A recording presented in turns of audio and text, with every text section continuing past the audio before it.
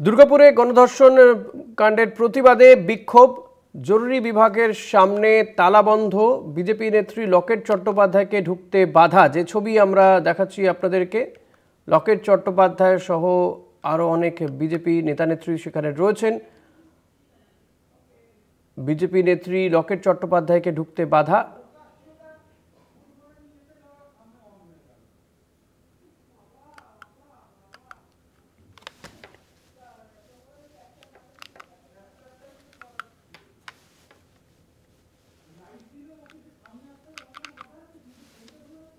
আপনারা দেখতে পাচ্ছেন লকেট চট্টোপাধ্যায় সহ বিজেপি নেতা নেত্রীরা তারা বিক্ষোভ দেখাচ্ছেন।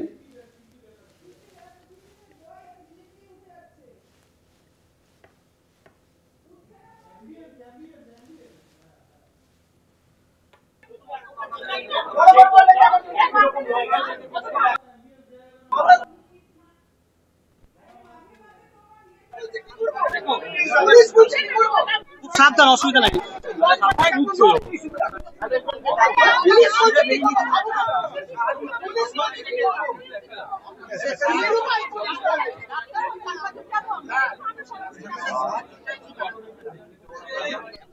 দুর্গাপুরে ধর্ষণ কাণ্ডে বিক্ষোভ, জরুরি বিভাগের সামনে তালা বন্ধ রয়েছে এবং লকেট চট্টোপাধ্যায় সেখানে গিয়েছেন। বিজেপি নেত্রী লকেট চট্টোপাধ্যায়কে ঢুকতে বাধা, পুলিশ তাদেরকে ভেতরে ঢুকতে দিচ্ছে না।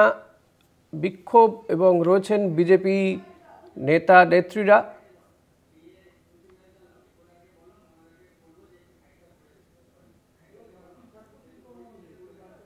বিজেপি নেত্রী লকেট চট্টোপাধ্যায়কে ঢুকতে বাধা, দুর্গাপুরে বিক্ষোভ প্রতিবাদ। এই ঘটনার প্রতিবাদে বিক্ষোভ দেখাচ্ছেন বিজেপি নেত্রী লকেট চট্টোপাধ্যায় সহ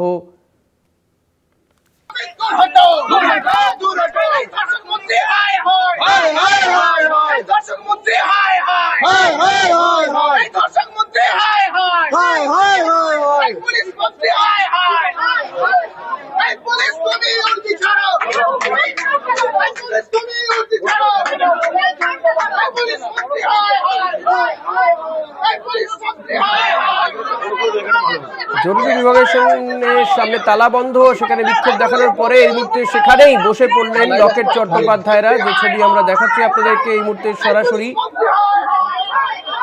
লকেট চট্টোপাধ্যায় সহ বিজেপি নেতা নেত্রীরা তারা সেখানেই বসে বিক্ষোভ দেখাতে শুরু করেছেন, দিচ্ছেন স্লোগান। হাসপাতালের জরুরি বিভাগের সামনে বসেই স্লোগান দিচ্ছেন বিজেপি নেতা নেত্রীরা।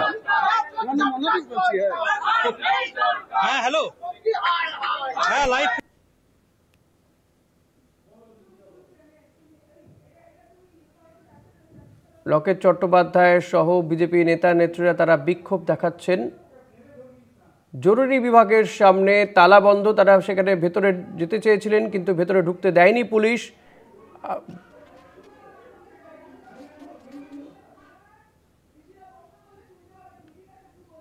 বাধা পেয়ে সেখানেই বসে পড়েছেন লকেট চট্টোপাধ্যায়রা। সেখান থেকে রয়েছেন আমাদের প্রতিনিধি মনা বীরবংশী। মনা, লকেট চট্টোপাধ্যায়রা তারা এই জরুরি বিভাগের সামনেই বসে পড়ে বিক্ষোভ দেখাচ্ছেন, স্লোগান তুলছেন, কি বলছেন? দেখো ঋষিকেশ, এই মুহূর্তে দাঁড়িয়ে আইকিউসিটি যে বেসরকারি মেডিকেল কলেজ হাসপাতালের জরুরি বিভাগ অর্থাৎ এমার্জেন্সি বিভাগ, সেই অঞ্চলটাই রীতিমতো উত্তপ্ত পরিবেশ বলা যেতে পারে। এই মুহূর্তে দাঁড়িয়ে যে ছবি সরাসরি কলকাতা টিভির পর্দায় আমরা তুলে ধরছি, দেখাচ্ছি বিজেপি নেত্রী হুগলির দুর্গাপুরের সঙ্গে যদি কথা বলা যায় একেবারেই সরাসরি একেবারেই দেখো ঋষিকেশ, অবশ্যই আমরা কথা বলবো। ওরা জানে না আমাদেরকে ওরা কেন বন্ধ করেছে। এমার্জেন্সি 24 আওয়ার্স খোলা থাকে। এরকম একটা ঘটনা ঘটেছে, আমরা কর্তৃপক্ষের সঙ্গে কথা বলতে পারি না? আমরা কথা বলতে আমাদের অধিকার আছে। সাধারণ মানুষ যদি এমার্জেন্সি লাগে কিছু একটা হয়, সে যেতে পারবে না, বন্ধ করা। ভেতরে পুলিশ রয়েছে, পুলিশরা বলছে আমরা কিছু জানি না। পুলিশ ভেতরে আর সাধারণ মানুষ বাইরে, ডাক্তাররা বাইরে রয়েছে যাদের কথা বলার দরকার, আর পুলিশরা বলছে আমরা কিছু জানি না, আমরা হসপিটাল ভাঙতে দেবো না, কিন্তু আপনাদের ঢুকতেও দেবো না। মমতা বন্দ্যোপাধ্যায় কিছুক্ষণ আগে বলেছেন মেয়েরা রাত্রেবেলা কেন বাড়ি থেকে বেরোচ্ছে, না বেরোনোর একটা পরামর্শ দিতে। ভেবে দেখুন, একজন মহিলা মুখ্যমন্ত্রী, আজকে 2025 সাল, অপারেশন সিন্দুরে ভূমিকা সিং সোফিয়া কুরেশি রাত্রিবেলা রাতের অন্ধকারে পাকিস্তানকে আঘাত করে এসছে অপারেশন সিন্দুরে, আর সেখানে পশ্চিমবাংলায় রাত্রিবেলা বলছেন ফরেস্ট আছে সামনে, এখানে মেয়েরা বেরোবেন না, জীবজন্তু খেয়ে নেবে তাদেরকে। এটা হচ্ছে মুখ্যমন্ত্রীর ডায়লগ। এই মানুষ আজকের ডেটে মানুষ এগুলো বিশ্বাস করবে? আসলে পরিষ্কার হচ্ছে যারা এর সঙ্গে জড়িত আছে তাদেরকে দিয়ে ভোট করাতে হবে। মহিলাদের লক্ষ্মীর ভান্ডার দিচ্ছি, তোরা নে, এগুলো 1000 টাকা 1200 টাকা তোরা নে, তোরা মর, তোদের এটাই দিলাম, আর বাকি আমি ভোট করে নেবো, এটাই উনি চান। সময় উনি বলেছিলেন নাইট শিফট মেয়েদের না করানোর একটা পরামর্শ দিয়েছিলেন, আজকে তিনি বলছেন মেয়েরা রাত্রে না বেরোক, তাহলে এ রাজ্যের মহিলাদের নিরাপত্তাটা কোথায়? নিরাপত্তা বলে কিছু নেই। উনি নাকি কলকাতার সবচেয়ে সেফেস্ট প্লেস বলেন, সবচেয়ে সেফেস্ট বেঙ্গল, কারণ কেউ পুলিশের কাছে যাই না, ডায়েরি হয় না, পুলিশ নাই না। ঘটনায় 4 জনকে গ্রেফতার করা হচ্ছে এখনো পর্যন্ত, তাদেরকে গার্ড করছে পুলিশ, দেখতে পাচ্ছেন কি বলবেন? কলকাতা তো হবেই, একের পর এক। আজকে আরজিকর যদি বিচার পেত তাহলে দেখতেন আজকে দুর্গাপুর ঘটতো না। এনকাউন্টার করা উচিত ছিল।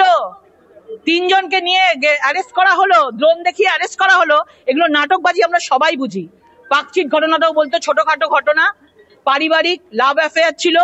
আরজি করে বলেছে রাত্রিবেলা ডিউটি দেবেন না, দেখেছেন রাতে মেয়েরা রাত জাগছে, কলকাতায় মেয়েরা রাত জেগেছে আরজি করের ঘটনায়, আর আজকে দুর্গাপুরে বলছে যে মেয়েরা রাতে বেরোবে না। মানে কোথায় নিয়ে যাচ্ছে, কোন জায়গায় পরিণত করছে? দিদি পুলিশের ভূমিকা নিয়ে কি বলবেন? দিদি পুলিশের ভূমিকা নিয়ে কি বলবেন? 4 জন গ্রেফতার হয়েছে, পুলিশের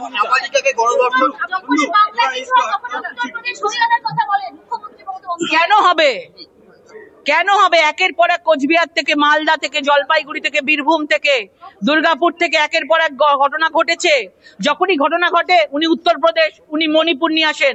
যে রাজ্যের মুখ্যমন্ত্রী প্রধানমন্ত্রী হলে নয় দেখতাম, তখন নালে কথার উত্তর দিতাম, কিন্তু পশ্চিমবাংলার মুখ্যমন্ত্রী, পশ্চিমবাংলার কথা জিজ্ঞেস করা হচ্ছে, উনি উত্তরপ্রদেশ কি করে নিয়ে আসেন? উত্তরপ্রদেশের মুখ্যমন্ত্রী উত্তরপ্রদেশের কথা ভাববে, বাংলার মুখ্যমন্ত্রী তাকে ভোট দিয়ে নিয়ে এসছে মানুষ, মহিলারা ভোট দিয়েছে, আজকে বাংলার কথা বাংলার মুখ্যমন্ত্রী ভাববে। দিদি 4 জন গ্রেফতার হয়েছে, পুলিশের ভূমিকা নিয়ে আইওয়াশ, পুলিশের আইওয়াশ দেখছেন না? পুলিশের ভূমিকা, 4 জনকে অ্যারেস্ট করে রেখে দিচ্ছে, তাকে সেফ করে রেখেছে। আমরা থাকলে এনকাউন্টার করতাম, একটা এনকাউন্টার হলে আর কারুর সাহস হতো না। জানে যেদিন ধর্ষণ হবে সেদিন মৃত্যু অনিবার্য, যেদিন গণধর্ষণ হবে সেদিন মৃত্যু অনিবার্য। এনকাউন্টার হতো। আজকে মুখ্যমন্ত্রী যদি আরজি করের বিচারটা ঠিক করে করতো, তাহলে একজন ডাক্তার মেয়ে, একজন শিক্ষিত মেয়ে, দুর্গাপুরের মতো একটা জায়গায়, ওড়িশা থেকে এসছে, ভাবুন ওড়িশা থেকে, বাইরে পশ্চিমবঙ্গের মান সম্মান রইল, মাথা হেট হয়ে গেছে।